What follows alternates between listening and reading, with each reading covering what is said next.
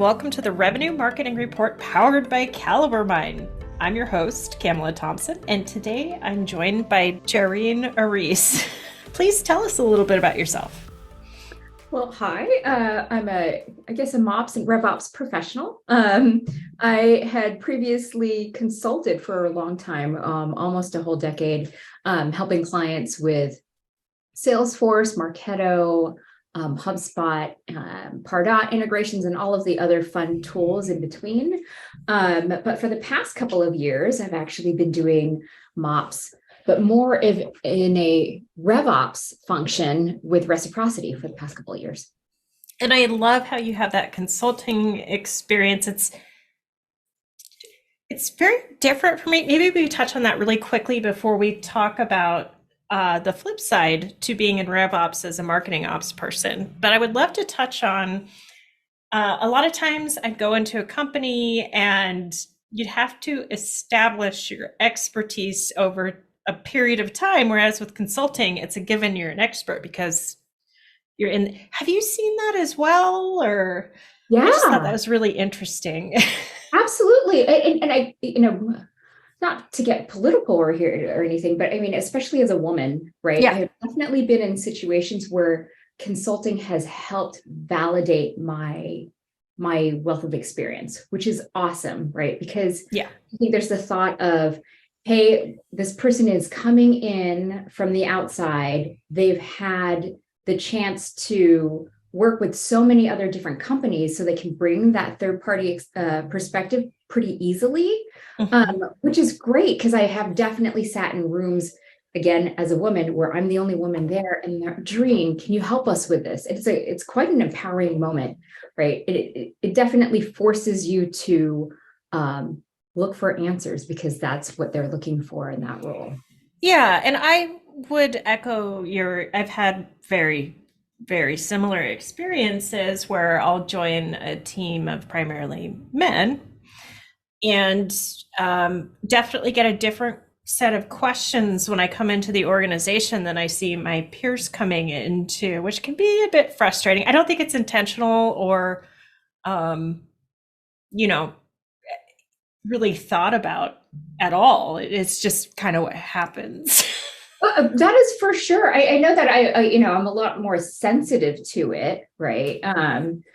But especially if somebody points it out to you. Sorry, folks at home, she never does this, but I'm taking advantage of it. As they get older, you just go with it. It's okay. I love how she's like, we were talking about dogs earlier. You need to include me. Yeah. She never does this.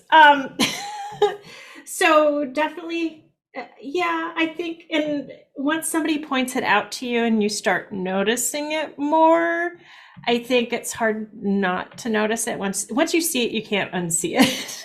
Well, that's for sure.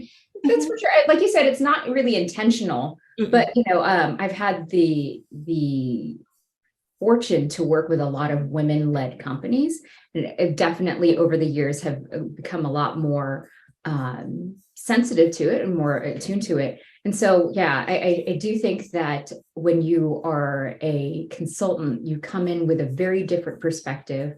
You have to, if you will, have your answers already there. And if not, definitely show what you're willing to do to get the answers, right? Yes. What does it really mean? Yeah, I totally agree. Whenever I'm working with a consultant, I appreciate the people who tell me, I haven't run into this before, but I have a solid network. Let me reach out to a couple of friends and figure out what they've done about it. Yeah. I appreciate that so much more than trying to bluster through something and picking up on some things like, know what you're about. Are we making this up as we go? Because that makes me nervous. Yes. And if you are, please just full out, just disclose it, right? I mean, yeah. Like, I'm okay with that. Like, I need to understand if I'm paying you to learn in addition to doing. Which is different to mindset, right? Yeah. As I think expectation setting is so critical, whether you're in consulting or not. Like, if I'm working with my team, I have this brother who's like, I'll see you there at this time. And he doesn't want to do the thing and he just doesn't show. And I'm like, dude, just said, just so you don't, it's okay if you don't want to do it. It's fine. fine. I'd rather hear that. Right, exactly. And I think, no matter who you're talking with, right, particularly in business, it just behooves you to have that transparency. I mean, I full on it, even with the stuff that I'm doing today, right? Oh, what are you asking for? How can I help? Oh, I don't know if that's something that I've never done before, but let me go ahead and see what I can do to find answers, right? Let me see what I can do to find somebody who can help you. I mean, there's nothing wrong with that. We're all still learning, right? Right, always. And I think operations isn't such a special position to learn that skill set more than anyone else, because a lot of times the people that we're serving or reporting to don't necessarily understand what they're asking for. And very true. So we get this, I want to know if marketing is working, and it's like, okay, that could mean 80 million different, what part of it? You're talking top of funnel, awareness, like what are we looking for here? Absolutely. And then you have to ask also, the question of who's asking for it, why they're asking for it. It's a little bit more of if you will, kind of like even when you're selling software, right? You're trying to discover pain points. So you're trying to understand truly what they're trying to solve for, so you can give them the right guidance. Because otherwise it's, it's a little bit more of like like a service type of relationship, which is not really what you want. At least I don't want somebody to tell me, hey, I want this report, go ahead and spit it out for me. Cool, I can go ahead and do that. But really, what are you trying to solve? Because my value is not in providing a report, but it's making sure that you get the information that you need. Yeah. And I think earlier on in my career, I was more willing to train up than I am now. Because in the past, somebody would say, I know what I want. I want these 3 things. This is what we're going to do. And I'd be like, okay, buddy, we'll start there.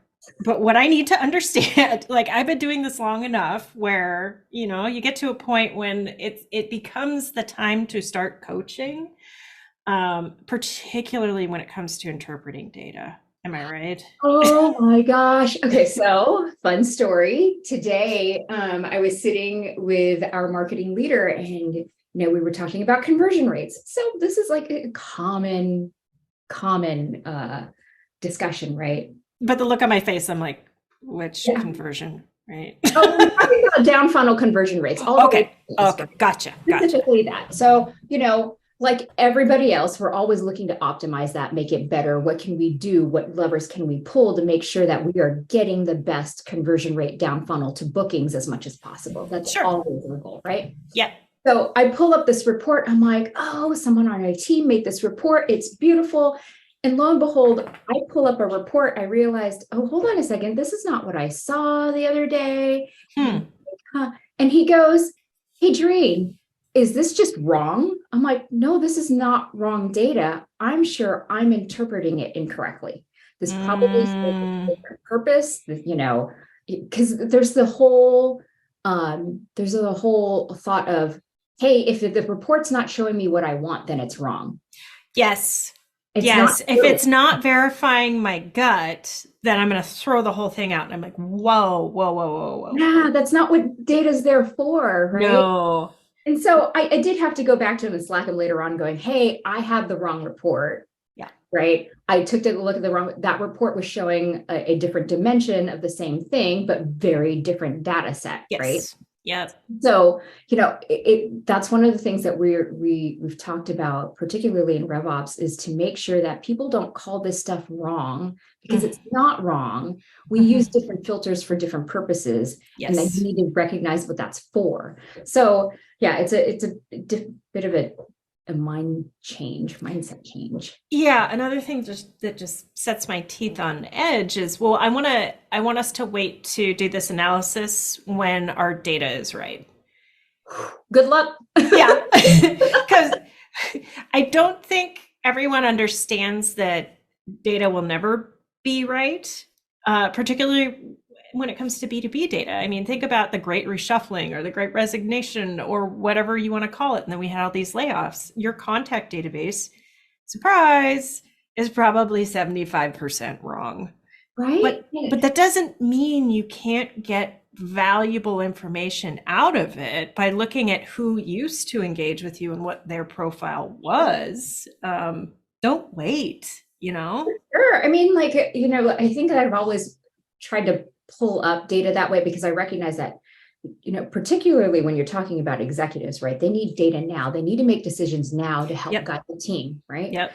And so whenever I'm pulling stuff, I'm like, okay, please know that there are these caveats here. However, directionally speaking, I'm confident with it, right? Because now it's showing me some kind of trend. And I think I rely so much more on that than, oh, okay, I've got like 2,000 MQLs today. Yeah. Like, is that valuable? No. I think some people think that is valuable. And I'm like, okay, well, how are they converting? Did you flood it with a lower converting source? I mean, there are so many other factors. MQLs? Really? How big is your org? Right. And did we just buy content syndication names and load them into? Believe me, just all of the above, right? Yeah. But like you said, looking for the right data, and the right KPIs, the right data points, and trusting that the data is good enough for you to make decisions is key. Yeah, and being in ops, it's always had to learn that when people don't see the same things I do, that's why I'm in this job, they're in that job. It's just normal and how it is. But the other thing is they aren't necessarily equipped to tell the story that you would be able to tell because they're not as close to it. So being proactive and saying, I know you didn't ask, but here are the things I'm seeing and here's why I think they're happening and what we should probably dig into next is much, much, much more valuable than give me this report with these 3 data points. Yes, I have to say that our team has made a very big concerted effort to be in that more strategic role. And I know it's difficult, right? Because MOPS has been always more of a service type of role, right? Hey, what campaign do you need executed? Sure, I can go ahead and do that for you.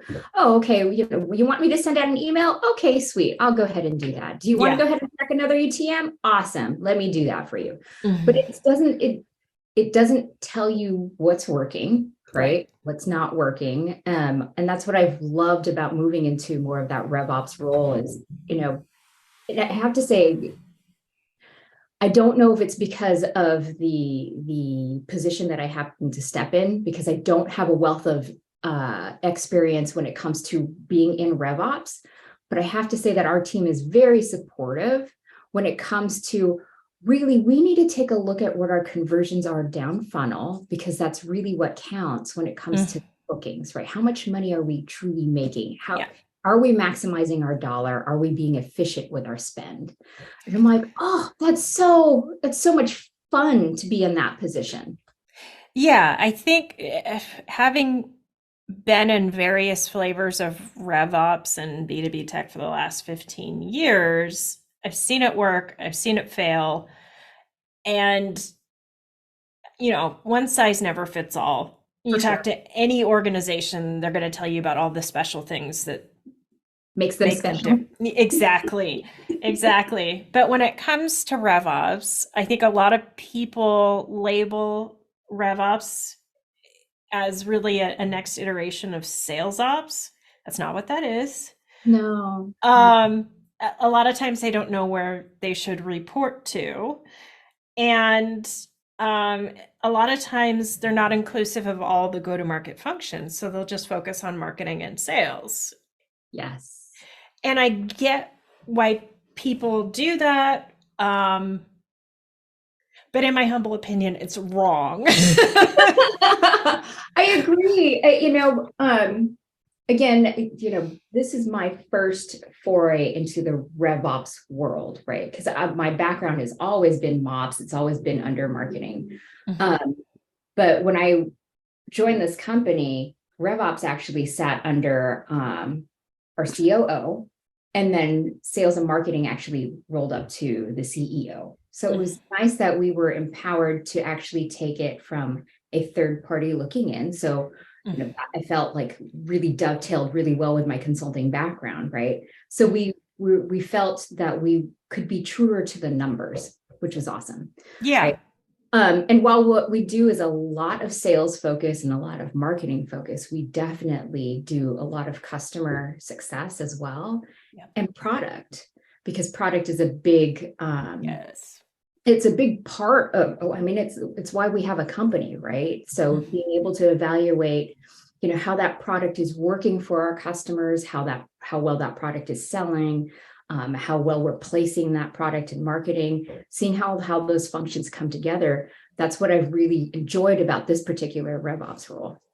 Right. And then going a step further is understanding how to tap into any product signals that you can get to understand, one, who the ideal customer profile really is, like who are your super users, who are the people who are really engaged, and then how can you pick up on who's ripe for expansion or at risk of churn. There's great data you can have in there.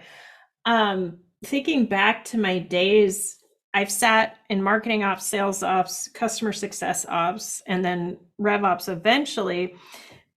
The common frustration I ran into in each of those siloed ops roles was that the other teams didn't understand that anything they changed impacted up or down and or downstream. Yes. So like sitting in marketing operations and being frustrated that the sales team changed all of the fields in Salesforce and nothing's mapping anymore, or sitting in sales operations and having the marketer do a big bulk upload at the end of the quarter and locking everyone out of Salesforce. It's just yes, a whole bunch of numerous ways of like how they can get mad at each other. yes. Just they make a small change, or like, oh, I decided to go ahead and comp now on this as opposed to this. I'm like, whoa. Yeah. Can we talk about it first? And then having everybody report into the same area, there's a lot of opportunity to have, structure around your cadences and how often you meet and what you talk about in those meetings. And you start to learn what the other people need to know, which is helpful. Yeah. The other reason I was going down that direction is I see a lot of CROs having RevOps report to them, and it's highly problematic for those out there. So I know it's really hard to sell the board on the idea of somebody in operations being on the executive team because it's another executive position. However, you need to look at your alternatives. Anybody you have in the CRO seat, there's too many skill sets to be had between marketing and sales. Generally in B2B, it's a salesperson who's the CRO, and they're always going to want you to pay attention to what most impacts the sales team. And that's not always the right thing for the business. So hearing you report to the COO, one, warms my heart and makes me think that that might be part of why this is working so well for you.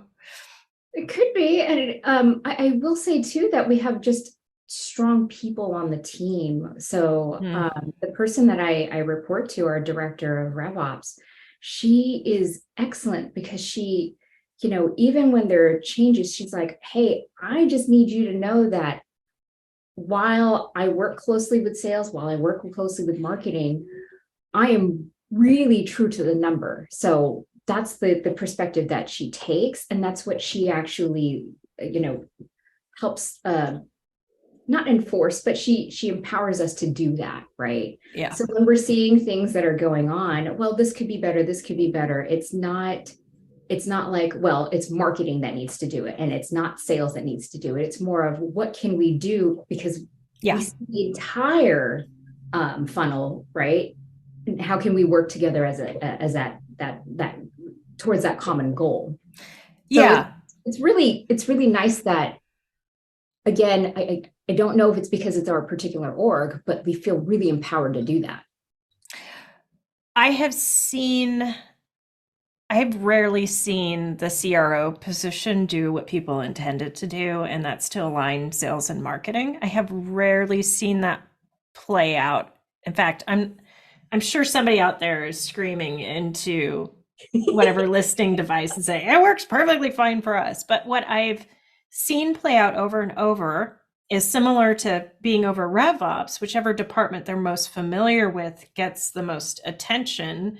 And understanding, because they know the work that goes into things. They understand how long things take and all of these pieces. If it's a salesperson, they understand how difficult the job is and how long it's going to take somebody to ramp up and how much patience they should have. It's a natural human thing. I think people who are thinking it's going to fix their alignment problem. Alignment is a very different thing, right? Yeah. And we're like any other company out there. We have alignment issues, that's for sure. Yeah. Right? And it's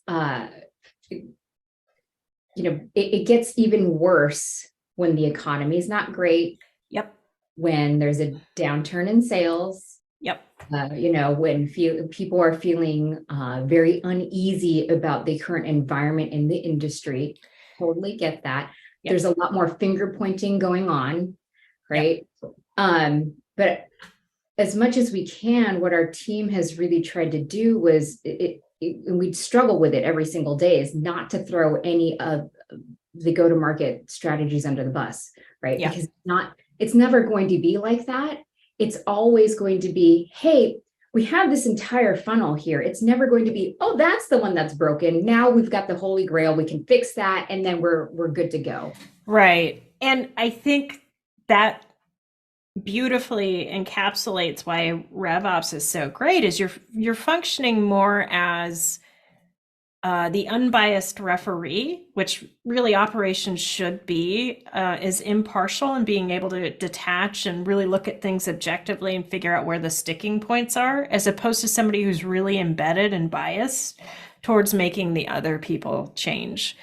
It's difficult for us to go ahead and say that's the problem and not look to ourselves and go, I can do this better.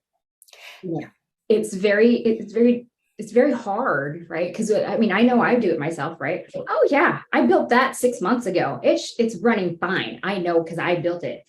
And then I take a look at it and go, what the hell was I thinking? That. Oh, that's right. I've been there. Changed, right? I should probably do.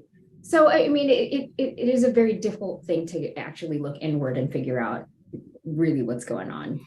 Yes. So let's speak to some of the objections we've heard in the market about marketing operations reporting to revenue operations. And this first one I'm going to bring up, I have an interesting perspective on now that I've been in marketing senior leadership. But one of the concerns is that by moving marketing operations into RevOps, you don't get as much face time or access to a CMO who's already really hard to get attention from. I think once again, it's not gonna. Now I have a different perspective. I work in a startup. Yeah. Right. Our company's young. It's not very big. I talk to our marketing leader almost every day. Yeah. So while I don't report to him at all, every time I see something, I'm like, oh, okay, I think I need to go ahead and talk to him about that. Or even like this morning, hey, Jerine, do you have some time? I need to bring up something with you. Can we talk about it? I love being able to build that relationship with them. Yep. And I have been in other orgs though, where, and there's also, the whole being comfortable in my position, being, confident enough for me to go ahead and speak up, where I didn't see the CMO at all, right? Yeah. I was constantly like, oh, I got to turn the crank. Oh, I'm so busy. I got to go ahead and just do these. So I think it depends on your comfort level in terms of broaching that person, that leader, as well as the size of the organization. I think that they have a really big impact in your relationship across departments. Yeah, and I think there's a couple other factors from the leadership standpoint. Not every marketing leader understands systems or data. Yes. And they're not all comfortable with it. And you make time for what you value. So if your CMO won't make time for you, just wait 12 months. They're probably not going to be there anymore. No, but seriously, you cannot afford to not be data-driven You're anymore. absolutely right. And maybe it's because, in the orgs that I've worked with, it's because they've always, if I'm being called in, it's because they're looking for that type of guidance anyway. So, I mean, I've been fortunate in that respect, but you're absolutely right. There have been plenty of people that I've worked with who don't have the patience to understand the data, how to pull the data.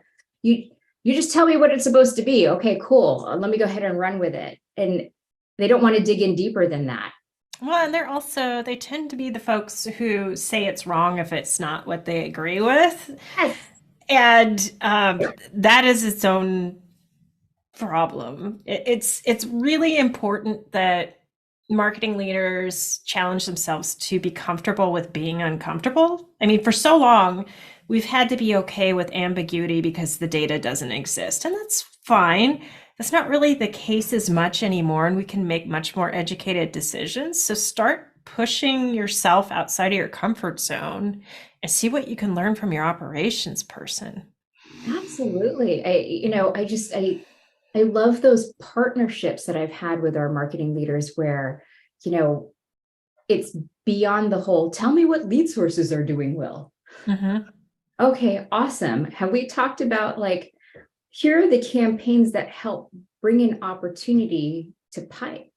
Yeah. How about the campaigns that are bringing opportunities to bookings? What about those accelerator campaigns? What about the campaigns that take a little bit longer? What about the campaigns that are just producing shit? I mean, it's just, there's all of the above. There's so much more beyond the whole, what's giving me the most MQLs from this lead source? Yes. I mean, the best leaders I worked with in operations were the leaders who knew what they didn't know and were honest about it. And then we could have a conversation, if they realize, oh, you're the expert in this area, why don't we collaborate on what we should be showing people as opposed to me just saying these are the things I've done in the past? That's much more fruitful. Absolutely. And I like it more of a partnership because, I mean, selfishly, I'm also looking to learn too, right? Oh, yeah. I'm looking at data a certain way, but I mean, I love those leaders who come into it and go, oh, well, okay, if I'm seeing these numbers, have we ever looked at this place? Have you ever thought about that before? Or they say, oh, that's because this thing happened in the market on this date. And you're like, I had no idea, because they have context. It's great. Exactly. Because context is everything when it comes to data. So I really like it when there's the partnership. It's not just all one-sided of, hey, here's the numbers I provide to you. You go ahead and bring it to the board. Awesome, blossom. Or just give me these numbers. That's all I need. And I don't need your input from it. Right. It really needs to be that collaboration between the two. Yes. And then having sat in their shoes, I was laughing at myself one day because I realized I did the thing that used to drive me crazy in operations. And that was favor the short-term investment over the longer-term play.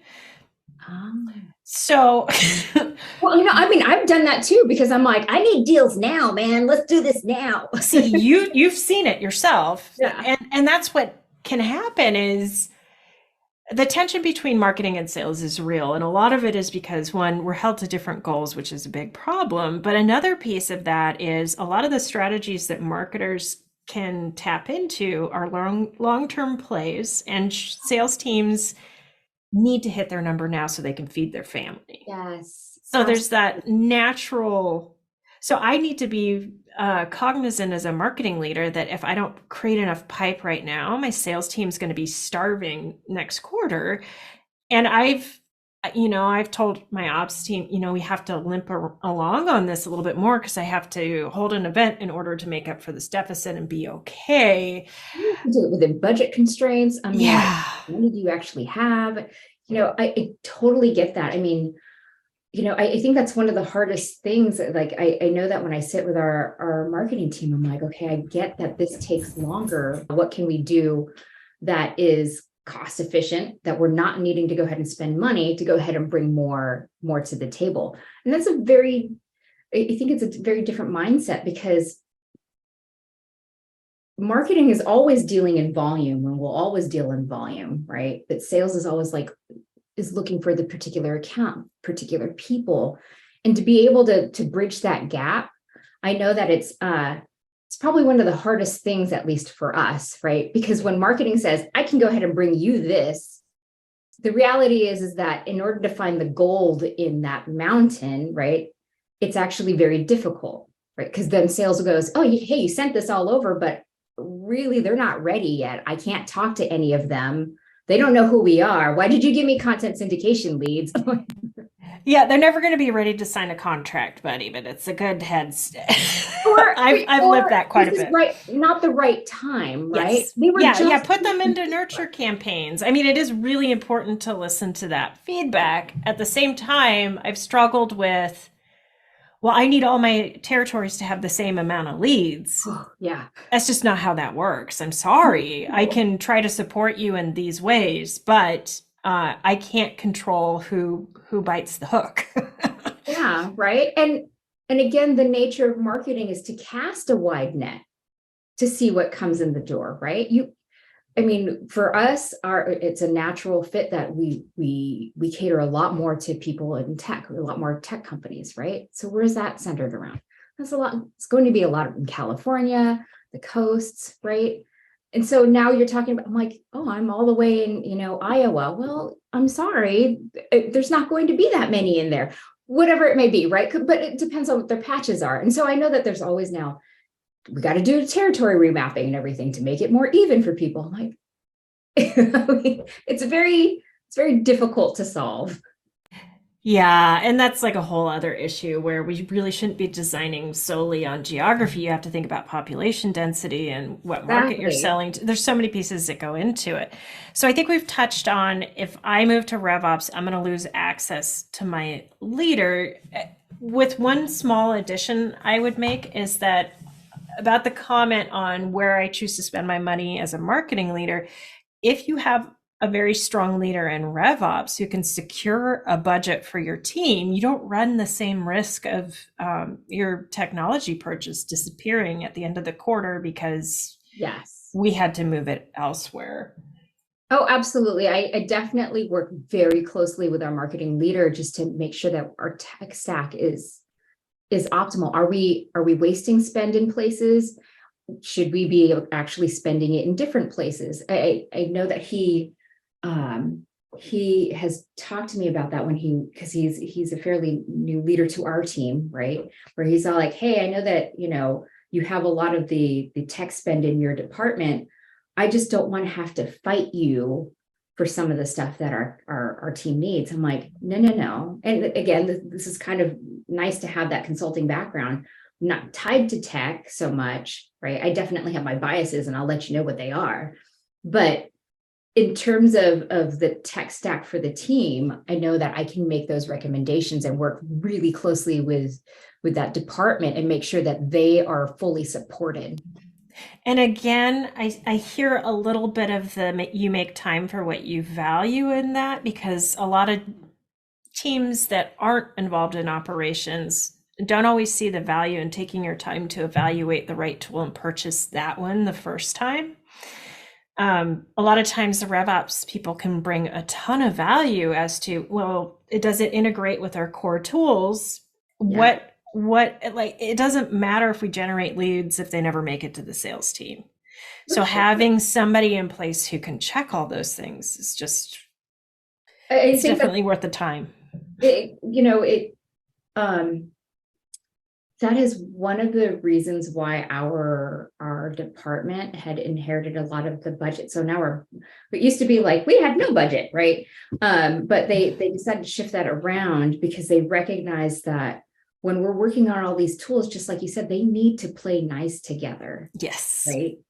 And we also get to see too, if a tool works for one team, maybe we can use that for other teams, right? Yes. So now we get to really optimize our usage of it.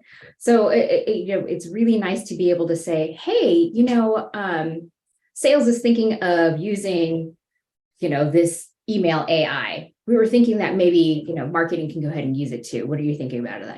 Did you want to be part of the demo? Did you want to take part in the pilot? Does that work out for you guys? So I think that's a really great thing to give them visibility to. So other benefits, one that's popping to mind right now, you mentioned marketing ops as a service department who's really focused on campaign execution. I think one of the benefits of moving to a RevOps function is you do have more potential to be able to start focusing and adding additional skill sets. So what the business values the most is being able to spot insights and turn them into action items that improve the bottom line. So being able to have a team that can help coach you and help you grow in that area, that's huge. I'm enjoying that so much because I mean, I've done MOPS for a very long time. It's always been like, hey, Jerine, we need to do multi-touch attribution, or I need to execute this nurture, or, can you help me with this lead management process? Or we need to go ahead and install lead scoring. And I'm like, I kind of need to expand myself. So, sitting in RevOps and having that opportunity to work with not just marketing, but a lot closer to sales. I mean, I have weeklies with our customer success leader. So, I mean, it's working with all of those different functions of the company that has been super exciting. And man, does it look good on a resume? It's a lot easier to move. Even, if you decide, no, I love marketing operations and that's where I'm always going to be, that's great. But if you have additional exposure to other technology. I mean, technology and strategies, like, so, yeah.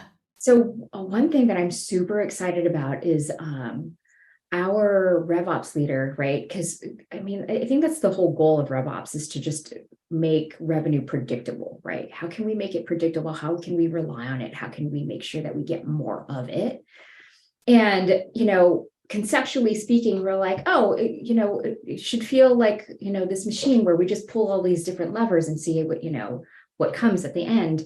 But she has leveled herself up, and in the same sense as leveling us up, in terms of being very prescriptive about what those levers should be. It's not just like, well, maybe we should just try ABM now, right? It's understanding what ABM is for, because I've done ABM executions with other companies. I'm like, we should be doing it here. But when she brought this whole methodology up, she's like, Jerine, we have to consider how young our company is. Yeah. Willing to, what does that really mean? It's understanding those different strategies, how that works. And now it tells me what levers to pull. ABM's not going to be an option, right? But maybe there are other options on the table. That is super exciting and powerful. Yeah. Yeah. It's really cool too when you're in operations and start to see how the strategy changes for the different functions too, not just in revenue operations, but like with marketing, particularly content strategy. As a small company, you're at a deficit already in terms of SEO competition. So you have to create content people actually want to consume. And the approach you take is so different than an established company. And it's really cool to be able to be close to that and see that change, and then understand from a business perspective why they're doing that, and then how to help them measure whether or not it's working. Absolutely. I mean, I find it highly fascinated, and I feel very blessed to be able to do that, as opposed to like, oh, let me just go ahead and execute another nurture campaign, which, by the way, I did do last week. So oh yeah, no, we still do the other stuff. Yeah, for sure. But at least I get to learn other stuff while I'm doing it. Exactly. And then eventually, as the team expands, you can choose different specialties, and there's just a lot of options. I think having a RevOps leader who's really good at building a business case that resonates with the CFO and CEO and why they need more resources, headcount, that sort of thing, that's a huge win, as opposed to just being alone on your life raft in the ocean and figuring out capacity models because you know that there's something wrong. You're like, but how do I bring this to the right people, get the right eyes on it, yes. make the right business case for it? Yeah. It definitely takes some strong leaders to help you with that. For sure. And as much as our marketing leader or sales leader has their heart in the right place, doesn't always work out like it would if it was somebody who was like in the role, knew what it took, and was able to advocate for you on a more on a deeper level. For sure. For sure. I mean, that's, finding those right mentors is key.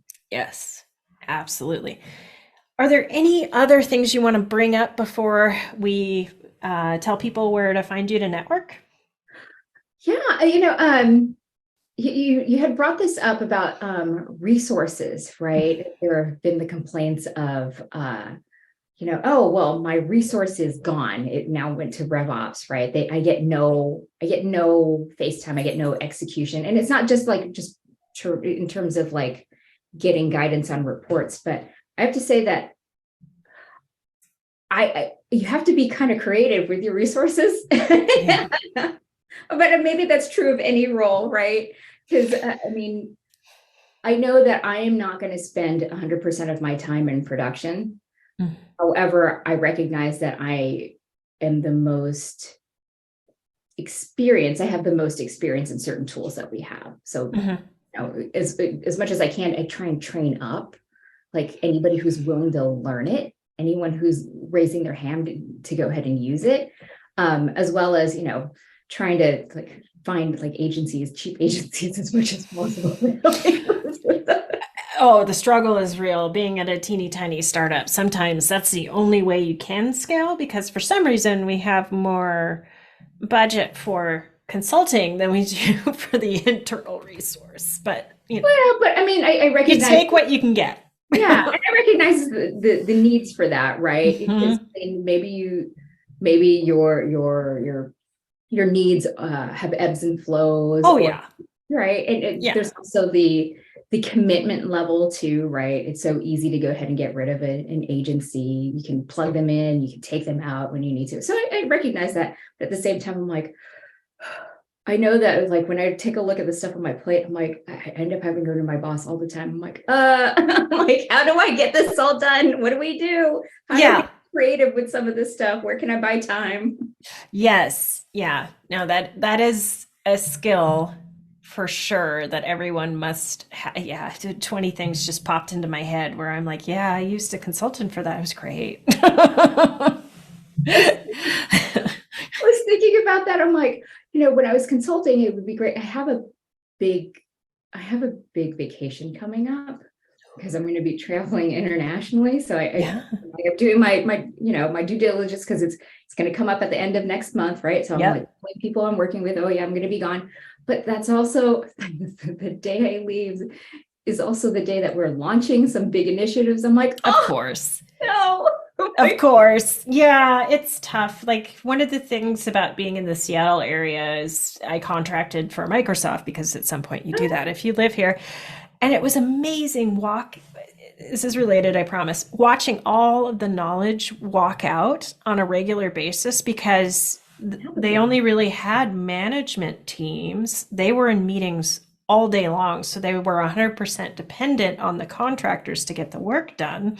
There's got to be a balance. Like you should be able to go on vacation and not worry about something, a wheel falling off or something. But at the same time, like when we get so dependent on people, like I will go on vacation. There's just no doubt about that. But you have to. Yeah, you have to. Yes. But I know that like with these big, because you care about your job and everything, right? Yeah. I'm like, oh gosh, I'm like, I'm gonna have to. It's more of like a self-discipline thing, right? I'm gonna have to maybe just check in every once in a while, not like what's going on, guys. I think that's a future episode, how to check out. Because that is hard for especially the personalities I see in operations, leadership, any of those, there's certain personalities attracted to certain roles, and it's just so hard. It becomes the baby that you have to nurture. Well, what's funny is that somebody had told me, because they worked in IT, right? He said, Jerine, if I do my job right, no one sees it. But if I do it wrong, everybody sees it. And I feel that lends itself to in operations, right? So as much as I can go ahead and make sure everything's going right, I don't want to get that call, like, on the weekend at night. Going, hey, something's broken. Well, and it's too easy to blame something being broken for something functionally not not there, built for it, or not prepared for it, or duct taping something to. Yeah. Another episode too, huh? Yeah. We have a segment called the Soapbox, and I feel like that's the perfect place for that one. Well, thank you so much for joining us. This has been really fun. Where can people find you online to network? Oh, LinkedIn. I don't have a website or anything because I'm not that savvy.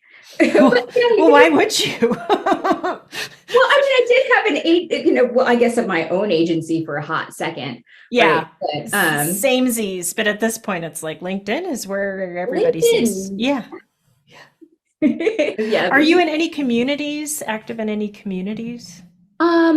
I try and participate as much as possible in like women in revenue. So, cool. Yeah. Yeah. So any kind of advocacy programs like that.